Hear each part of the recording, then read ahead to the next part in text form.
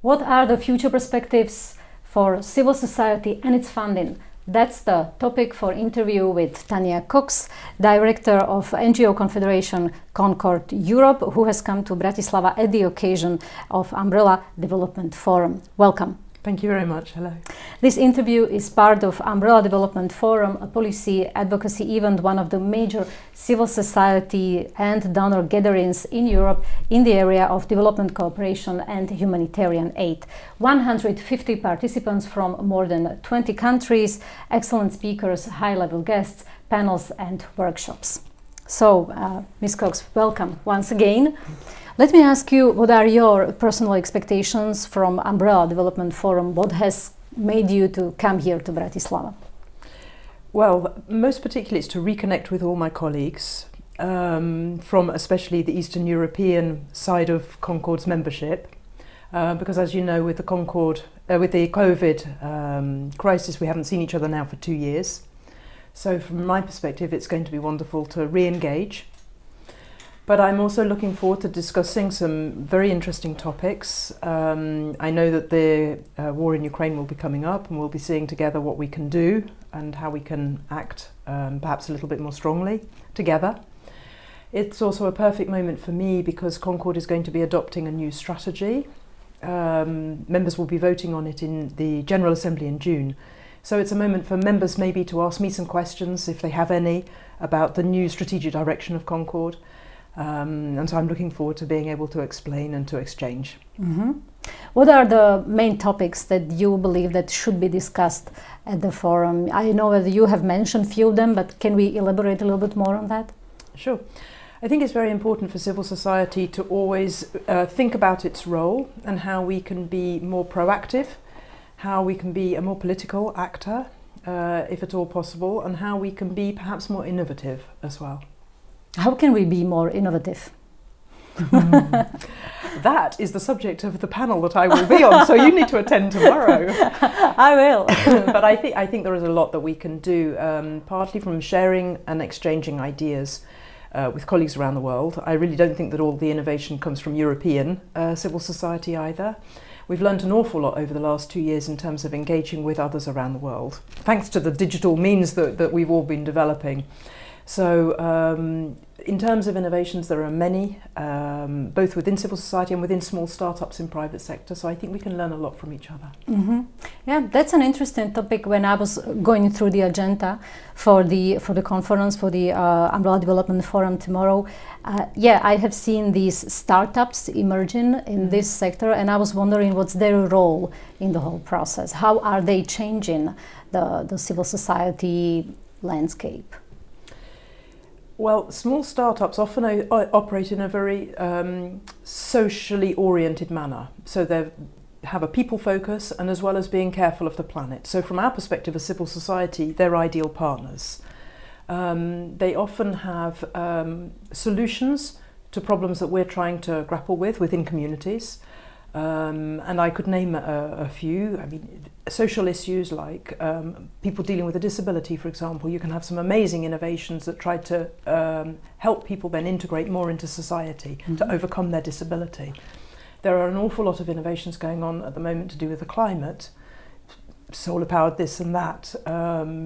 Looking into food crises, for example, there's a lot of innovations in agriculture, increasing yields, making agriculture more sustainable, but also helping smallholder farmers, for example, be able to store their crops more easily, because we lose a lot of food through it just going off.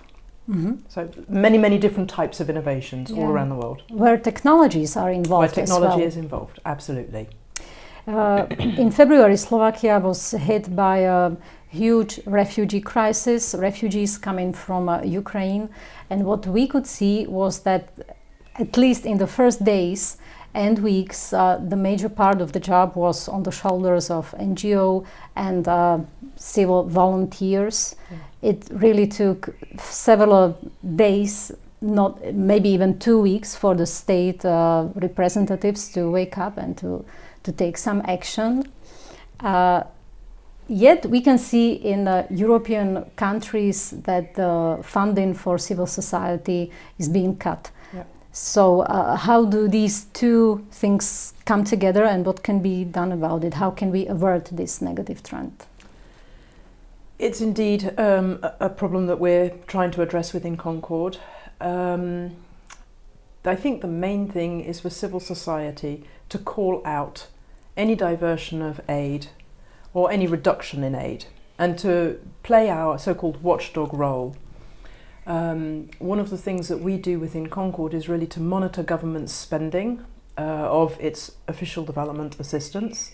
And we have indeed seen that at the moment many governments in Europe are actually starting to divert their funding because of the refugee situation in all of our countries, in actual fact. So putting more money that was supposed to go to countries in Africa, in Latin America, in Asia, now actually being redirected into their own countries.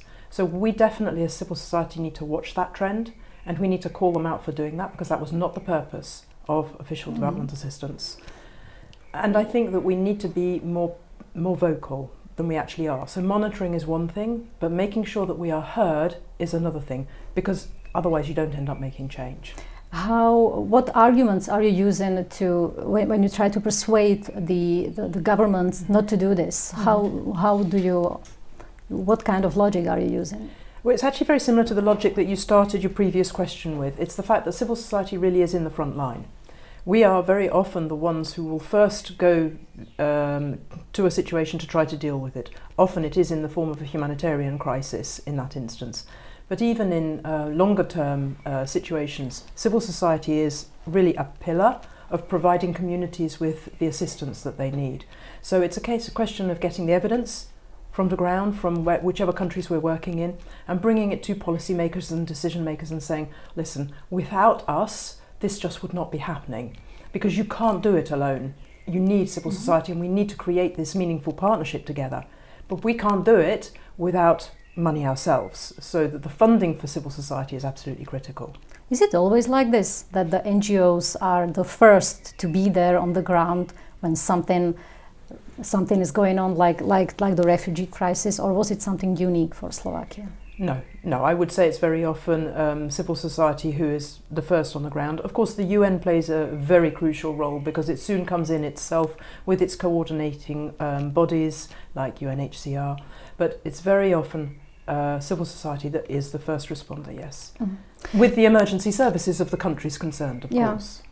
Many people thought that the coronavirus pandemic could be a wake-up call, or some thing that would boost the official Slovak ODA, but it has not materialized. The funding is still not enough. So can the Ukrainian crisis be the momentum that we are waiting for?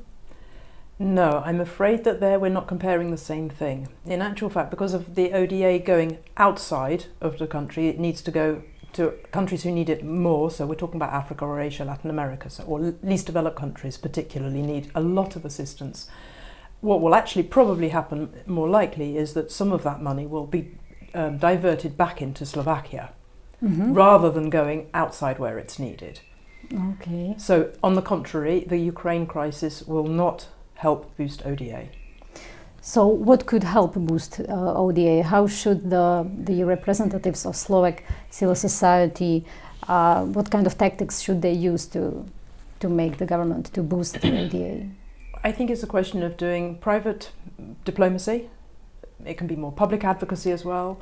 It can be a lot through communications. I really believe in the role as well of making the public aware of the importance of ODA and getting the public on side, because if the public understands and supports this, then they tend to vote for politicians who also support it. Of course, this is a long-term process.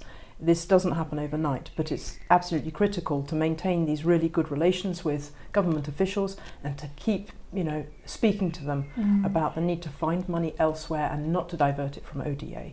This is a serious challenge to get the public on your side in terms of ODA, because many people tend to prioritize their own domestic problems, saying that we got enough our own problems, why should we finance Ukraine or whichever other countries that are in problems? How to tackle this problem?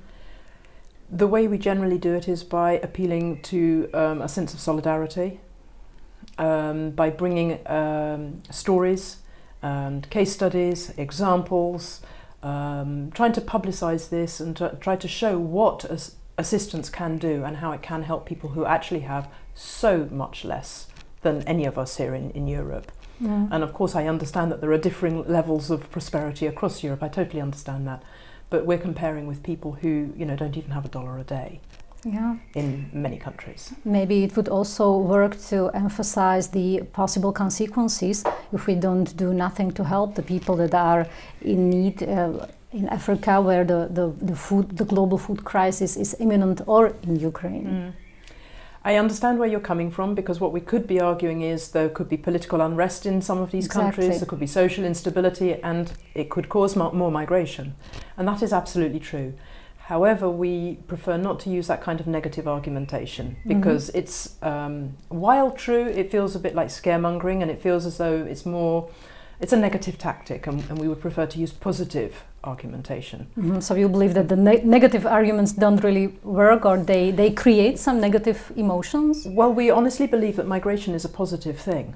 Migration is a natural phenomenon, and it's a positive thing because you get so many more skills and so much more diversity in your cultures. Yeah. Migrants bring many things. Definitely, unless it comes as a huge wave, which is really difficult to manage at one time.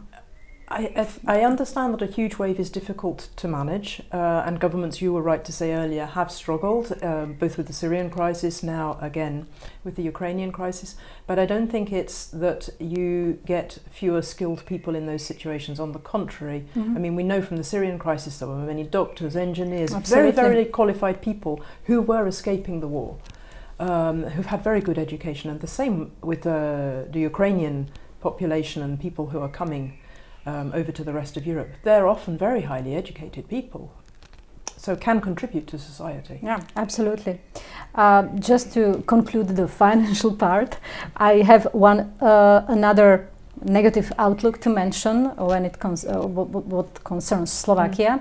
If the development cooperation budget of Slovakia continues to increase at the same rate as it has in the last 10 years, Slovakia will not meet its international commitment of 0.33% of GNI until 2130. It's 2130. I've never even pronounced that year. This is the first time. Yeah. And yet there are no plans for increasing ODA for this year or beyond. How could you comment on that? I would say the same as I said before. I think civil society really needs to step up its efforts. I think obviously the government definitely needs to step up its efforts. It's unacceptable when it has made so many commitments to be providing progressively more and heading towards 0.33, that it should take 100 years more than the deadline that we in the European Union have collectively agreed to, which was 2030. And that deadline was already postponed several times in order to try to meet the target. So this really is a moving goalpost, let's say. And I think that to think that it's 2130 is just totally unacceptable, it's clear. It is. I would like to briefly talk about Team Europe initiatives. Could you tell me a little bit more on the developments in this area? Sure. So Team Europe initiatives are the new approach that the European Union is taking to its programming in many countries around the world. They are generally very large projects.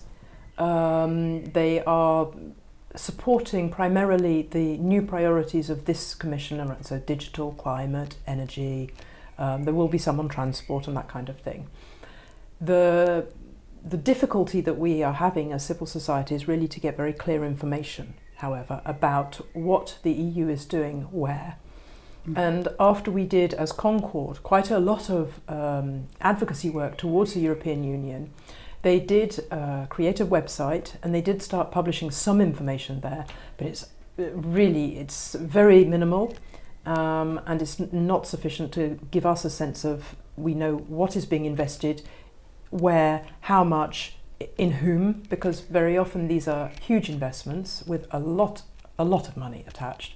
And the primary partner appears to be the private sector for these Team Europe initiatives. So that, of course, is a concern for us, especially because we know that there is more attention being given to health and education these days.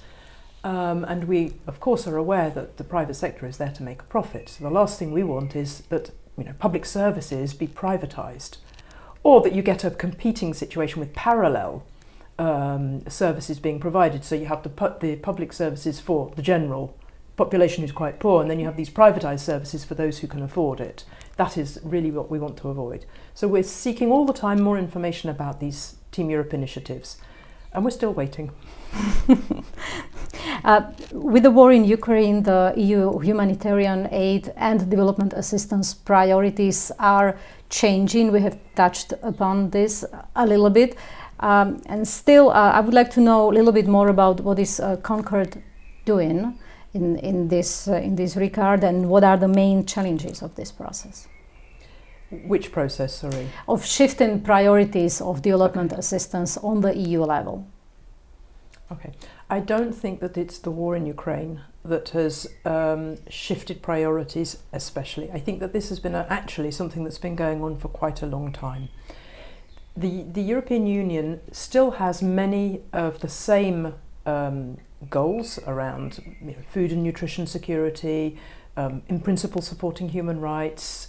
It's, however, got new priorities around the digital domain and around climate. Of course, we welcome anything that governments are doing on the climate, because it's critical. It's absolutely critical to be acting fast on that. We would even say they're not doing enough. What we're seeing, though, is more and more investment going through the private sector.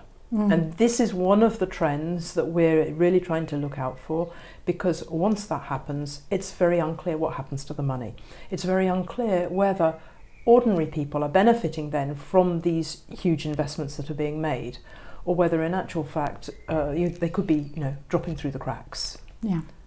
You said that tomorrow during the Umbrella Development Forum, you will talk about a little bit more about your new strategic goals, the new plans of Concord. Mm-hmm. Could you be a little bit more specific now about this? I can share a few things indeed, yes. So Concord is looking to change the way we work, also in a spirit of partnership with others around the world. We're very conscious that we're in a privileged position as Concord, even though sometimes our work is not easy. It's even more complex for our colleagues elsewhere in the world. So we want to open up our spaces. We want to co-create much more than we have been doing with our partners from around the world. We want to be challenging European governments and the European institutions much more than we have been. So again, calling them out for the things that we're seeing perhaps in a stronger manner than we have been. To try to really make change. And most particularly, what all the members have now agreed, which is for me at least extremely exciting, is that we're going to be doing everything with the aim of transforming imbalances in power structures, mm-hmm. systems that are really just working in the favour of the well-off, the already rich and powerful, and therefore creating huge inequalities and leaving people further and further behind. So as Concord, as the whole Confederation now, with all our members, we're really going to be taking a much more systemic approach. That's definitely a big topic, a big issue. What is your message, or could you send some message to the Slovak ODA representatives and to the Umbrella Development Forum audience, and especially civil society? Well, I would most particularly say to the ODA representatives who are presumably from government that it's absolutely critical to be spending much more in terms of ODA, to be dedicating more to those countries most particularly in need, like least developed countries. To my colleagues in the Umbrella Forum and the Development Forum, I would be saying that let's see how we can make plans together so that we can be a truly vibrant civil society and really have an impact over the coming years. Let me conclude with one of the ideas of former Czech President Václav Havel, who once said that when he wants to know where a certain country is heading, he's not interested in the government politics, but what he wants to know is how vibrant and active is the civil society, because that creates the soul of the country, and that determines where the country and the nation and the society is going. So from this perspective, where would you say that EU is heading? I wouldn't necessarily think it's heading in the right direction. I think that over the last 2 years we actually took a bit of we're starting to see a U-turn going backwards in terms of the way it consults with civil society and on what it consults with civil society.